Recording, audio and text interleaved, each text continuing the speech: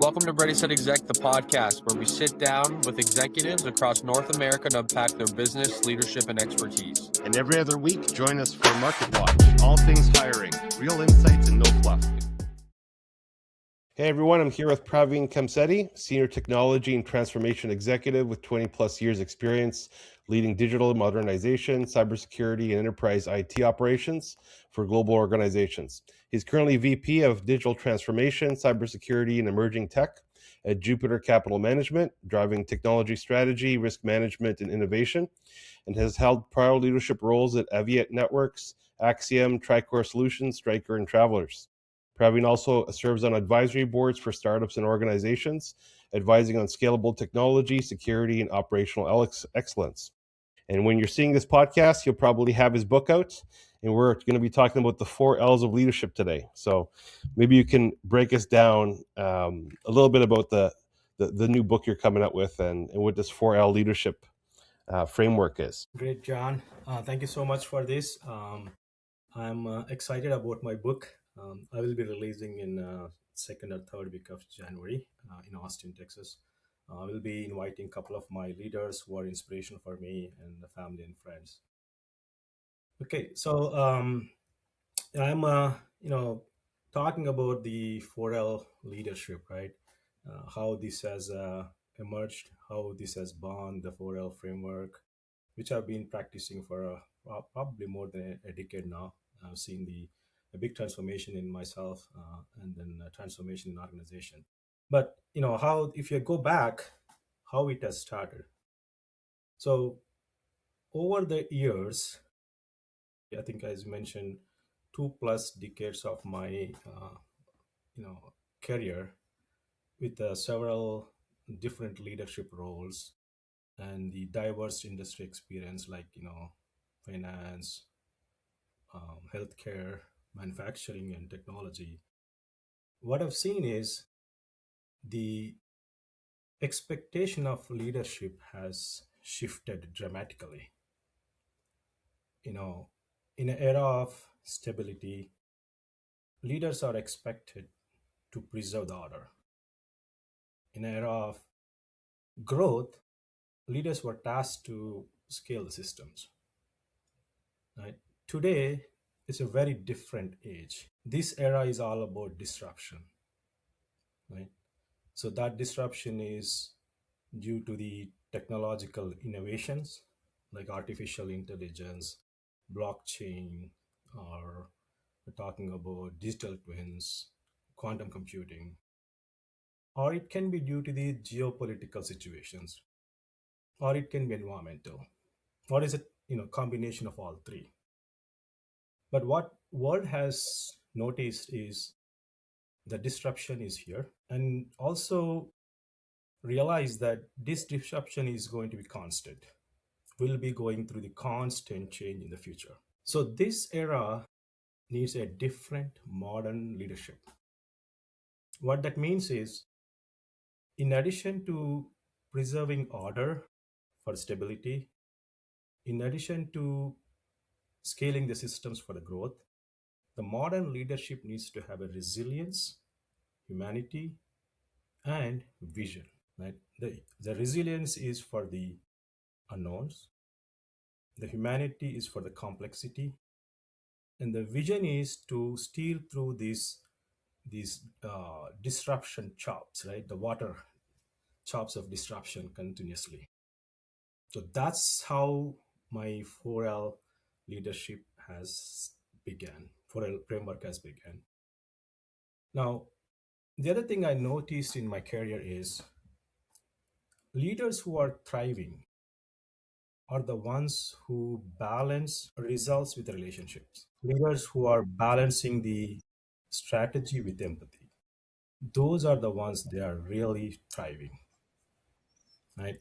So my framework, that's how my framework is born, is how do we balance the humanity with the performance? So that's how the RAL framework is born. That's the background of it.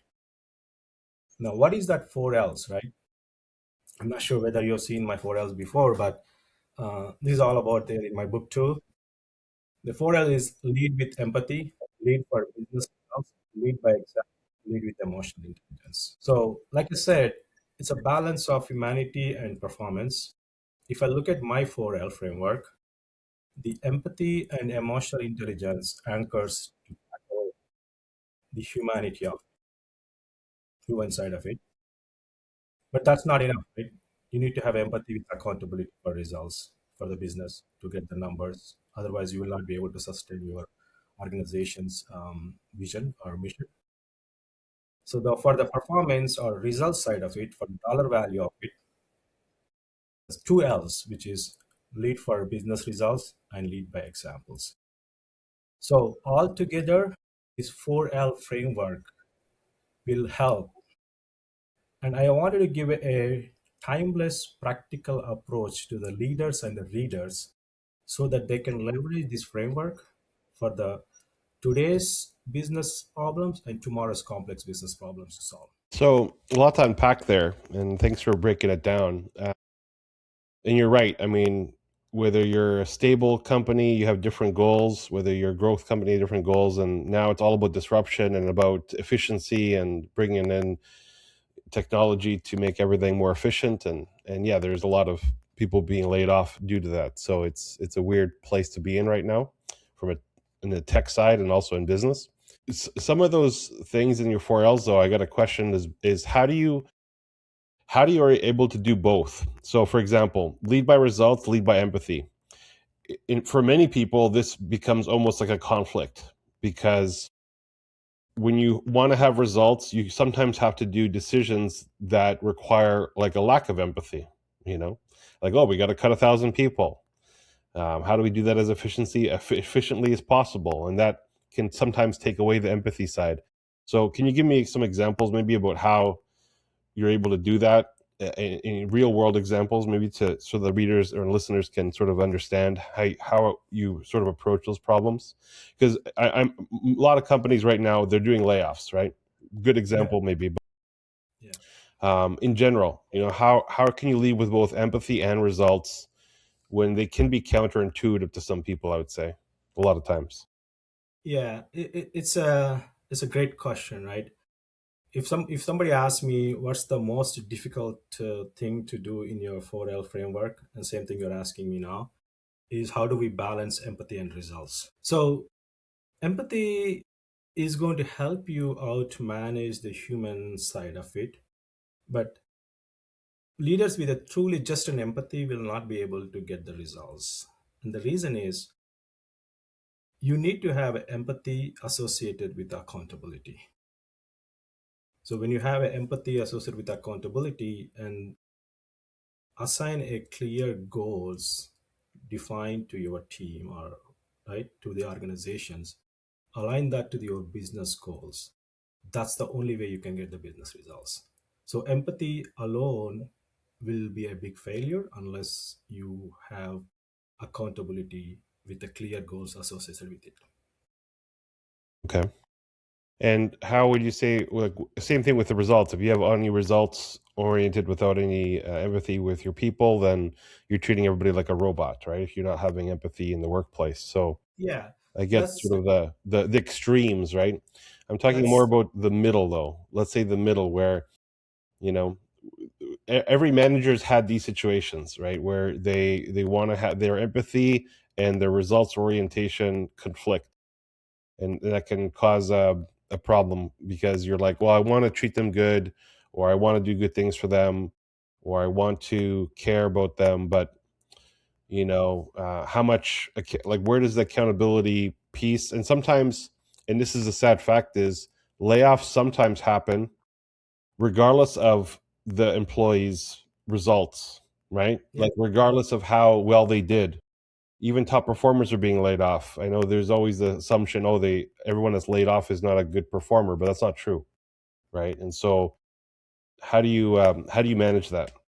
yeah. Here is a thing. Well, let's go to a little bit of deeper into this one. So empathy is not about not laying off the people, right? Like I said, these are all has to go with the hand in hand. This not pick one from the case and use it. I talk about this in my book. This 4L framework is truly associated with each other, right? You have to have this combination of it. Now let's talk about in M&A, for example, right? In M&A activity, M&A is probably the most complex, high stakes maneuver corporate will go through it, right? In a corporate world. Hmm.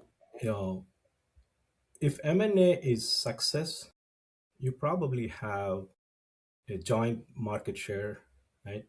The unprecedented innovation and new business models. And most importantly, you probably get a value for the shareholders. However, we have seen the M&As are failing, right? Some of the M&As are not to the potential. They're not reaching the potential, right? They're not reaching the expectations. Let's talk about this. For example, in M&A, when happens, most of the leadership, I mean, C-suite leadership, is focusing on laser focus on like financials, right? Legal side of it, stock value, shareholder value, right? That's all they talk about. But in reality, most of the company, right? I'm not talking about all of the company. Most of the company, when M&A happens, I've seen with my experience. I'm sure you can relate to this one too. The employees talk about, am I going to have a job? They're not going to talk about, is am I, this M&A is going to increase my stock value. I don't think people that's a high priority for the people. Right away, people talk about, am I going to lose my job? I'm going to keep my job. Who's going to be my new manager? How is going to be my new reporting structure? Right? How is going to be my culture of this company? Are we going to lose my flexible timings and whatnot? What currently my corporate culture is? It immediately brings us versus them culture, right? So how do we deal that? And if you don't address those concerns, that will bring up a psychological safety issue, job security issue. You lose the most important human asset, which is probably institutional knowledge. People will be talking about polishing the resumes, and who will leave the company is the most talented people who has probably your education, your institutional knowledge, and you Yep. don't want to lose that during the M&A activity, right? So the best way to deal with that is through the empathy. Empathy does not mean that you give a positive picture every time. It means that you communicate with a compassion, right? A transparency wherever applicable, right? It can be through your you know team meetings. It can be through your one-on-ones, whatever way possible. But just to make sure that you understand their concerns, understand their security issues, job security issues, psychological safety issues, and acknowledge, right? So that's what is all about dealing with empathy. That does not mean that you're not going to do the cost optimization, does not mean that you're not going to look for the business results.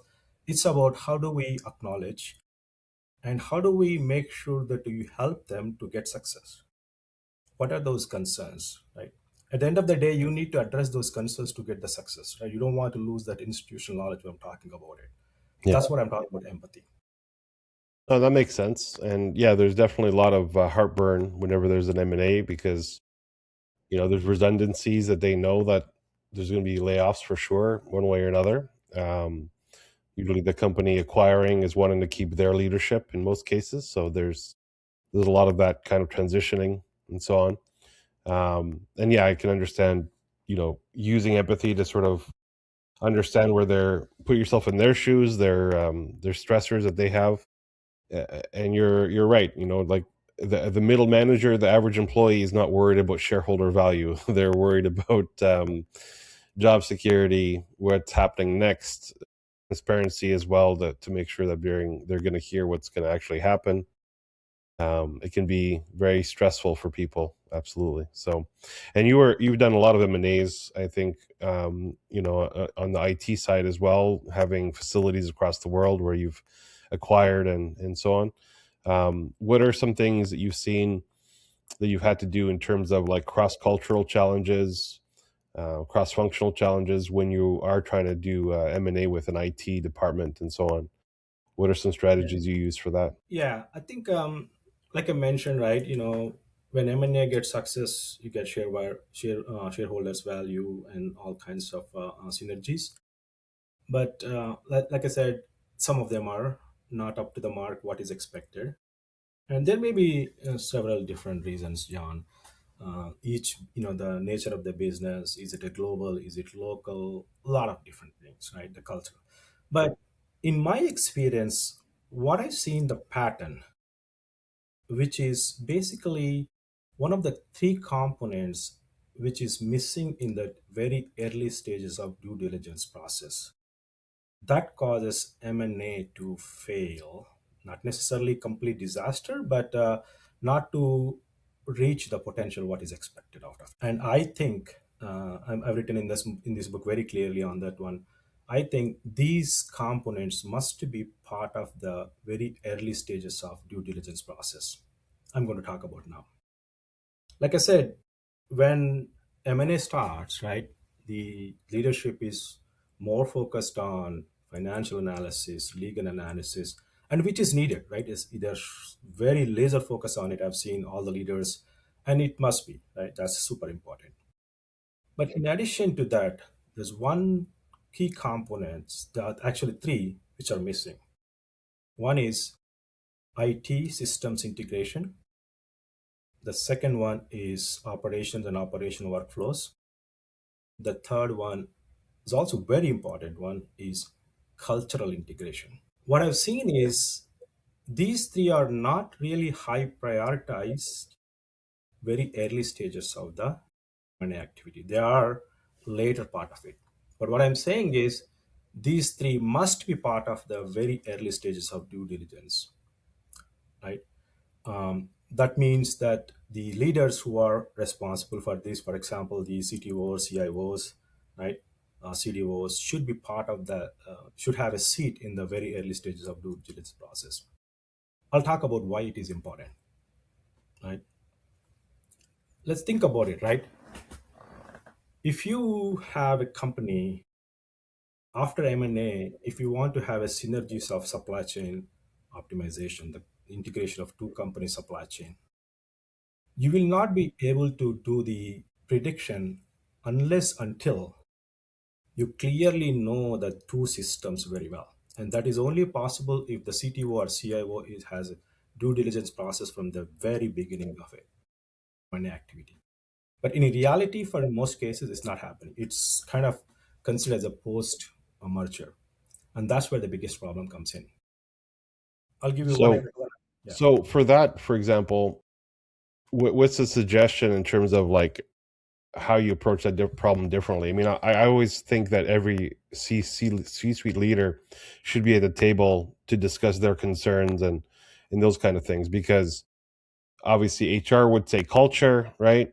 And then IT would say, well, systems integration and so on. And everyone has their own little thing they'll bring to the table in terms of, you know, challenges that they're going to face. Finance will have its own thing, currency, and, all that kind of thing. So, um, if you're getting in early, I mean, you're not able, like, if you haven't purchased a company, you're not able to start working on, technology really because of NDAs, and they don't want to have you access their systems if you're not, haven't bought them yet, and so on.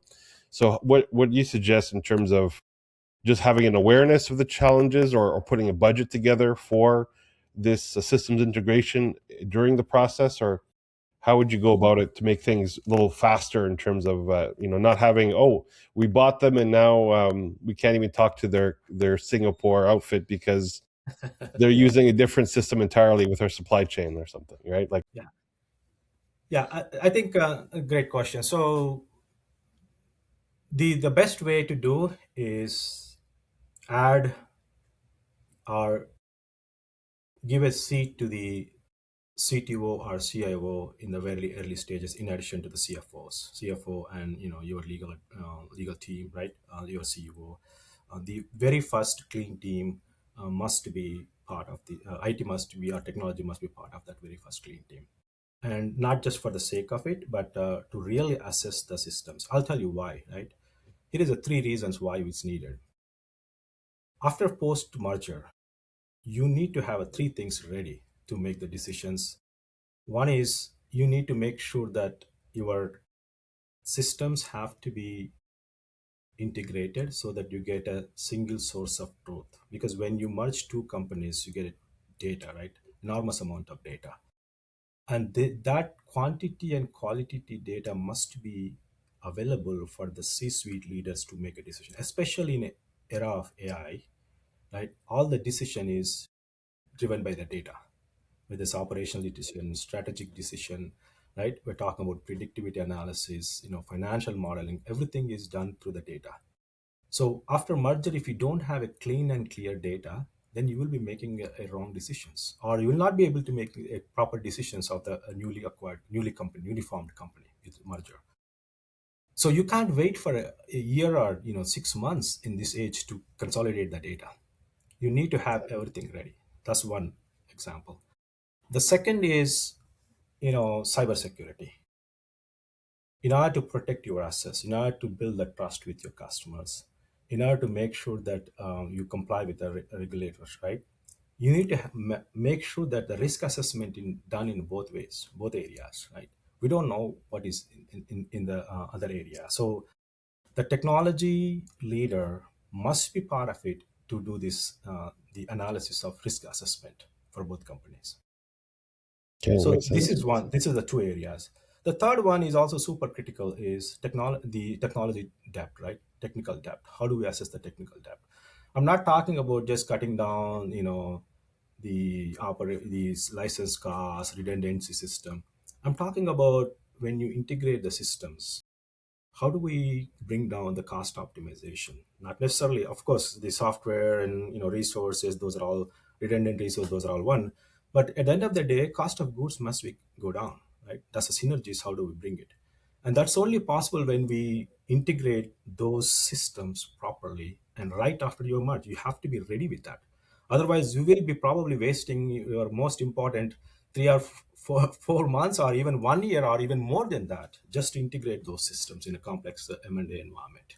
So that's what I'm talking about. So that must be taken care of way before, so that after merger, you have a data ready, consolidator ready to make the decisions.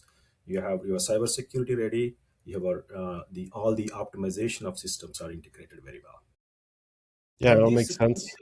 this clearly aligns with what my 4Ls are talking about. This clearly aligns with the lead for business results, right? That's what we're talking about. Yeah.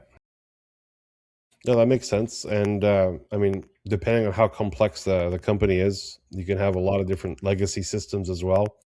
I remember using legacy systems where, the company didn't want to upgrade it and just tried to save money by not doing it. And in the long run, it's one of those things that getting off of it becomes a boondoggle. I've seen that with Workday and implementation and companies spending over a year just trying to get their new CRM system or something, or HRS system working properly. So Yeah, here is an example I'll tell you, right? If you're talking about logistic company, if you acquire your competitor, right, to acquire, more, the network or whatever, and you do your due diligence, heavy due diligence on your fleet, right, on your routes and whatever, if you don't really prioritize the dispatching software of both the companies, and at the merger, and you realize that the other company dispatching software is pretty legacy and homegrown, and it's not going to be integrated pretty soon. It will take at least 2 years to integrate it.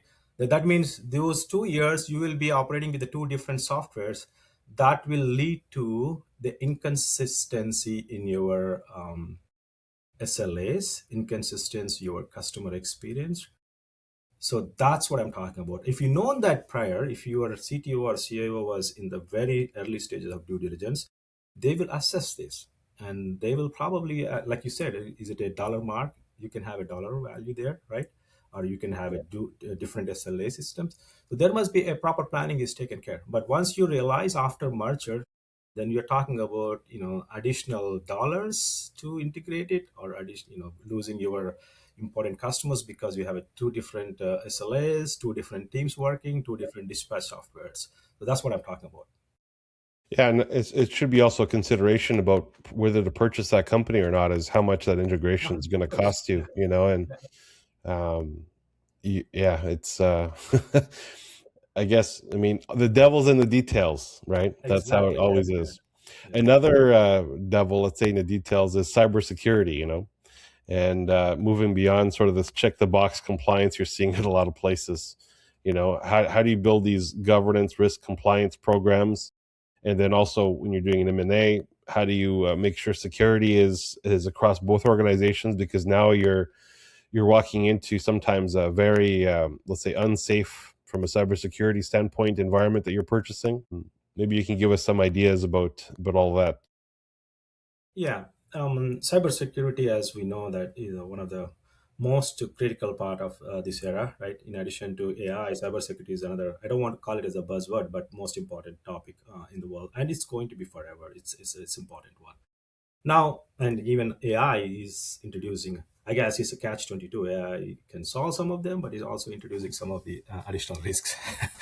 Right. Cybersecurity, as a CIO, I think cybersecurity is not about checkboxes, not about compliance.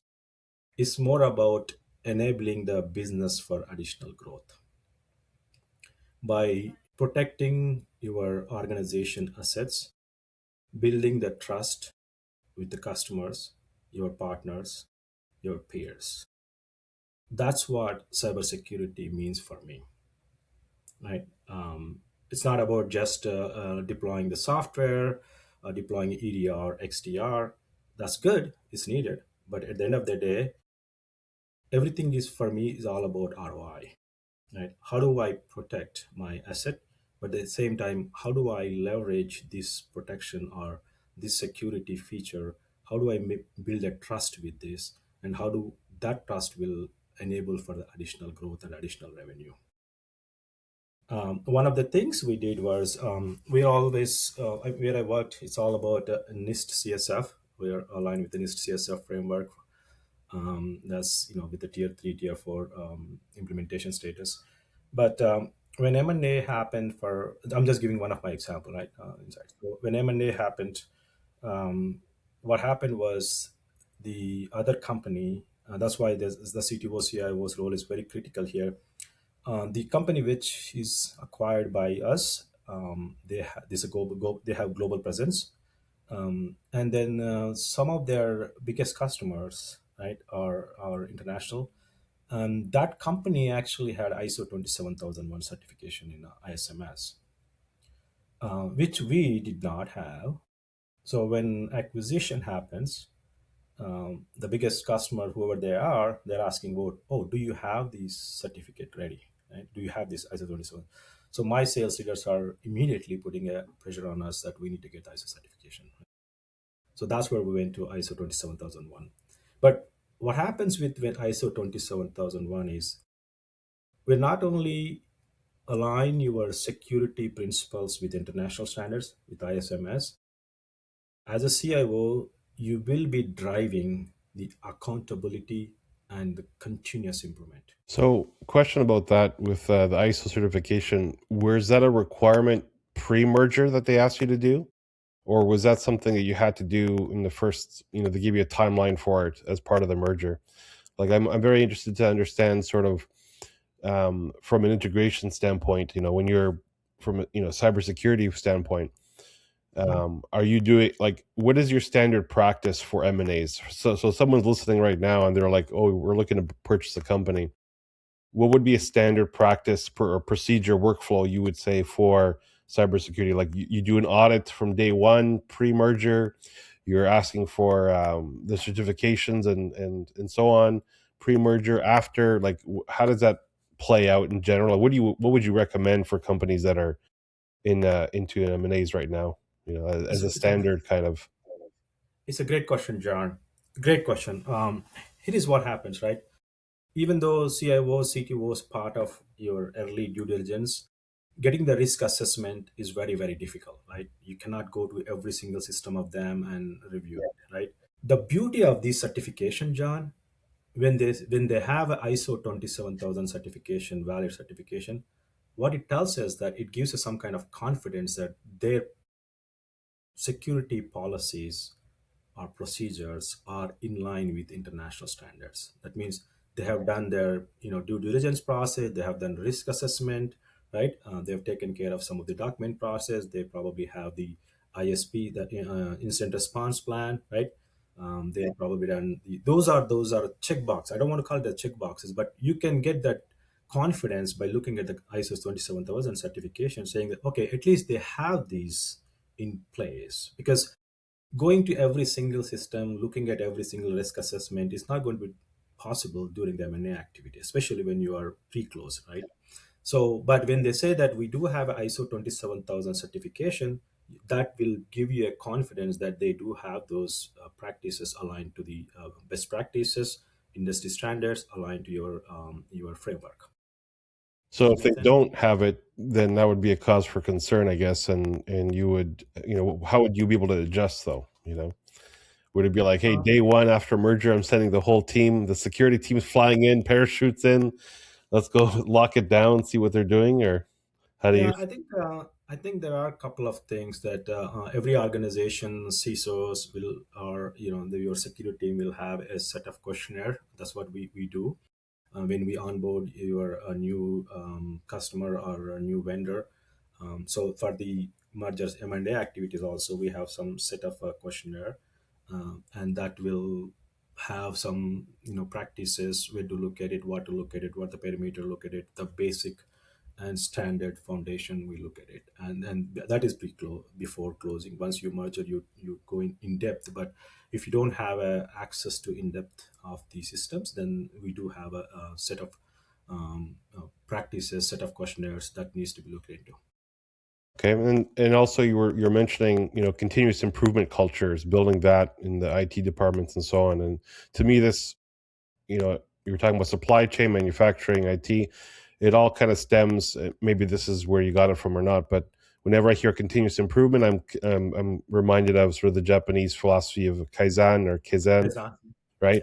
Yeah. Yeah. And continuous improvement with that. And I definitely like that idea of always trying to improve yourself daily and so on. How does this apply to IT teams? What do you do to sort of build that culture? You know. It's one of the things which I practice as a leader, right?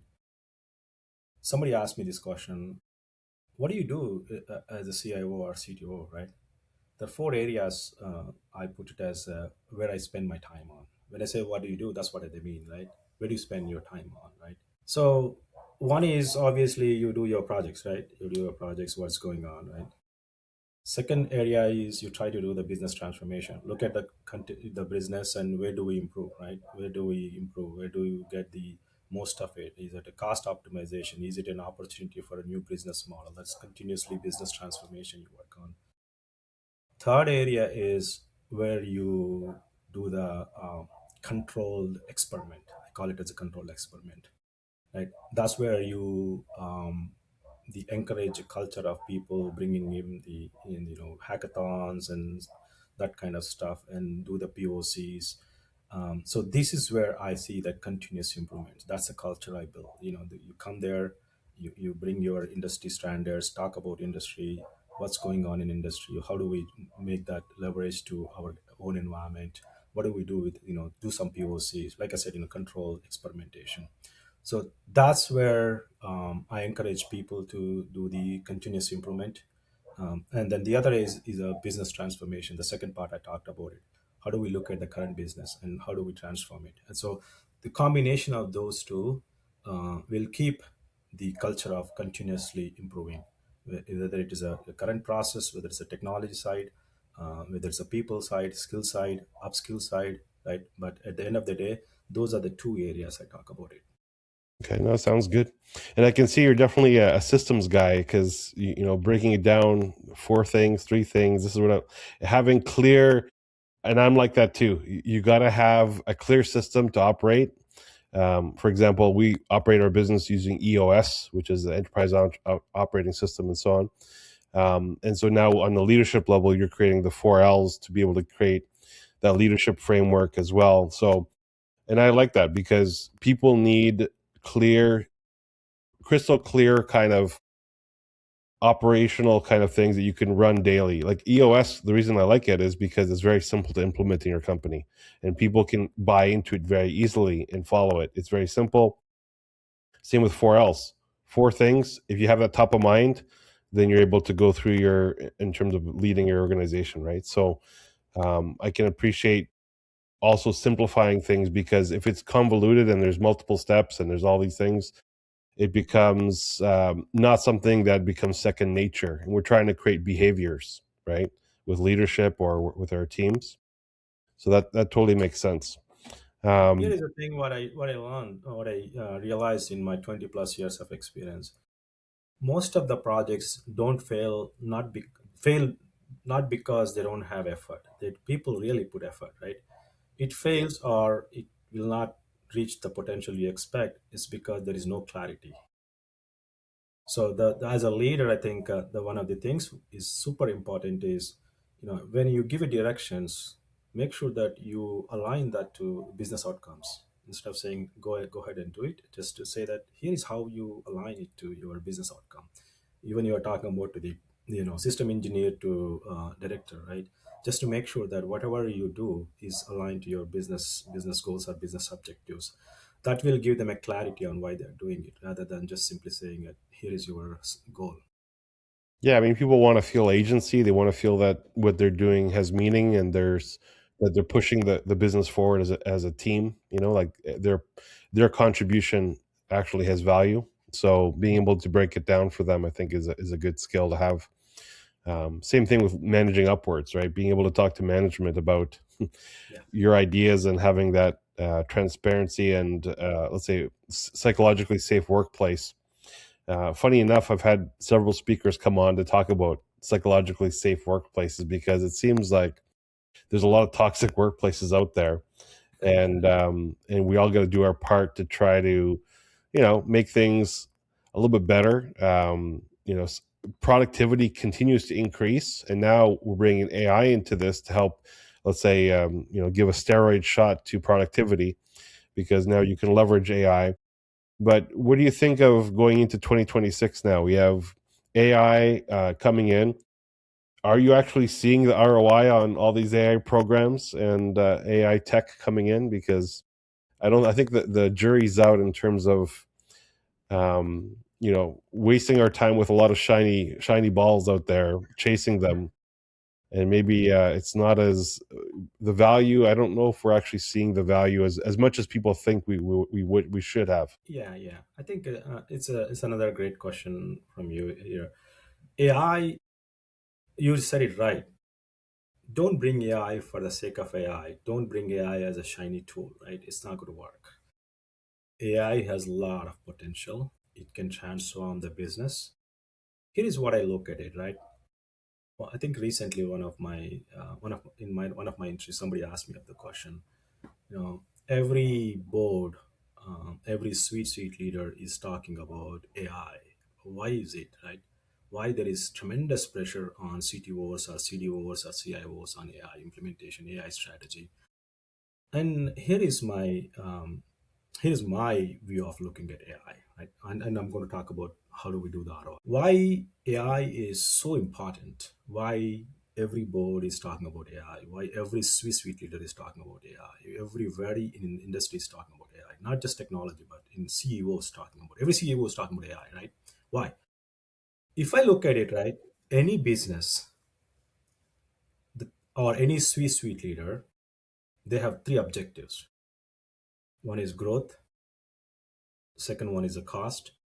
Third one is a risk management, right? These are the only three. Whatever you do, whatever strategic initiative you do, whatever the decision you make, it's all tied to one of them. Either it has to be growth, it has to be cost optimization, or it has to be risk management, right? The AI has a potential with its unprecedented speed and processing of data power. It has a potential to transform all the three at the same time, whether with innovative ideas, new business models, right? Enhancing customer experience that will lead to a growth, right? Bringing the new business and additional dollar value. or by automation. Like that's what you're talking about, productivity and automation and efficiency that will cut down your some of the costs, right? And then we have seen so much of AI in terms of not only cybersecurity side risk management, but also in terms of business risk management. When I say about that, identifying the anomalies in a financial side of it, right? Or anything related to that. So it has potential to transform all the three simultaneously. That's the reason every CEO, every C-suite leader, every board is all about that, right? But again, at the same time, as a CIO or CTO, your responsibility is not just bringing the tool, right? You have to navigate the implementation of these complexities. Everything comes with the complexities. And then at the end of the day, you have to give the return on investment to your business. If you are a CTO, CIO, whether it's to your boss who is a CEO or CFO, but at the end of the day, you have to measure the return on investment, whether it is in terms of dollar value, resources value, you have to present it to the business. And what have you seen so far in terms of deploying new AI systems? I mean, has there been any ROI in any of the companies here that are using it, or is it sort of like, oh, we'll see down the road? I mean, I can imagine implementing it, creating the workflows, finding the right tech as well, because there's so many startups, and who knows if they're going to be around in a few years. That's another thing I think is a problem, is you find a Here, good piece here, of tech and yeah, the company may not here, be around. here is what I've seen so far, right? From the productivity wise, the increase, the automation wise, AI is already deployed in most cases, and we are able to measure the ROI in terms of it. What is most challenging is integrating into existing businesses. Like, for example, if you have an ERP, how do we cut down some of the clicks on the ERP side using AI? If you talk about Oracle EBS, for example, pretty high intense clicking, right? To get one thing, you need to go through all the way to so many things, right? So that optimization is not done yet in the industry. That's where 2026 is going to be business transformation. The employee engagement, employee productivity, efficiency. I'm talking about AI implementation in some of the cybersecurity tools. I think industry is already started using it, and in a way, probably they have already started ROI, measuring ROI in these areas, productivity area. But in a real time business transformation is probably is what is going to be 2026. Now, what industry has realized that AI has a potential. I know probably you saw some of the you know surveys out there that AI implementation has failed, whatnot. I think industry as industry, they realize that AI has a lot of potential, but I don't see that the big transformation has happened, especially in the traditional company. I'm not talking about technology companies, but traditional companies. They have implemented in productivity side of it, but real business transformation is going to happen in 2026 and beyond. Yeah, I mean, if they're still using legacy systems, good luck integrating AI into an old system that's using a dot matrix printer or something.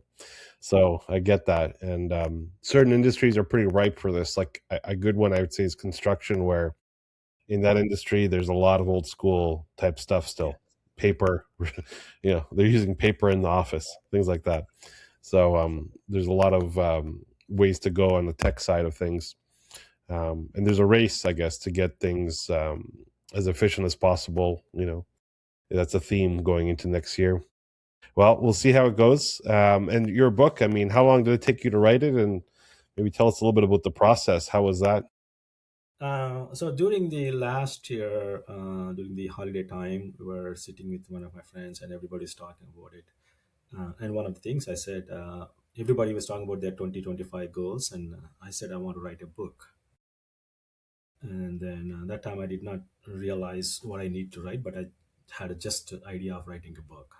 And then in starting of 2025, I realized that I'm using my 4L all the time, practicing for quite a long time, the 4L framework. I thought, why don't I just make this as a formal and strategy and give this to other leaders who can probably leverage this, right? And then I was looking at it and then thinking about, in my experience, how do I solve these business problems for M&A activity? I gave some of the examples to you, right? M&A activity. um, when I look at it through my 4L lens, yeah, this perfectly makes sense, right? So that's how I started writing book. So I should say it definitely took almost a year now.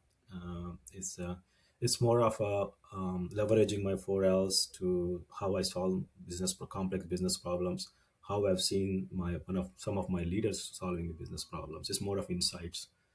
So it's a 1 year process, but quite a bit of learning experience for me.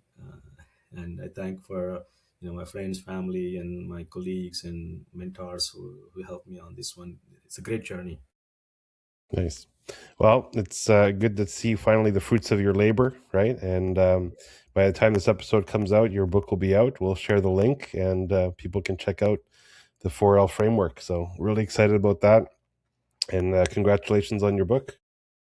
No, thank you so much, John. I think this is a great discussion. I truly enjoyed it, and then yeah, I will send you the formal invitation, once I got the confirmation on the dates.